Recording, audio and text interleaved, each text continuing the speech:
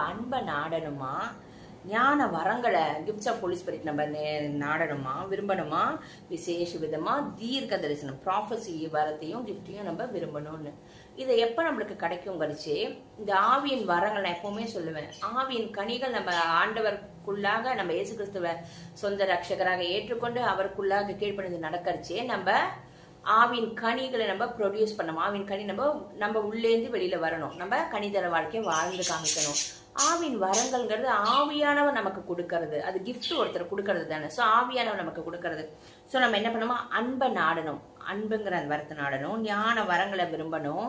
அதே மாதிரி விசேஷமா தீர்க்க தரிசன வரத்தையும் நம்ம விரும்பி கேட்கறச்சு. நிச்சயமா ஆவியானவர் நமக்கு அதை கொடுப்பார். ஏன்னா இதெல்லாம் ஒரு ஊழியத்துக்கான ஒரு வரங்கள். கிஃப்ட் எப்பவுமே அது நம்மளோட ஒழிச்சு வச்சுக்கிறதுக்காக இல்லை, அது மற்றவங்களுக்கு பிரயோஜனப்படும்படியாக ஆவியின் கனியோட கூட தான் ஆவியின் வரங்கள் கிரியை செய்யும். எனக்கு இது பர்சனலா ஆவியான உணர்த்தின காரியம்.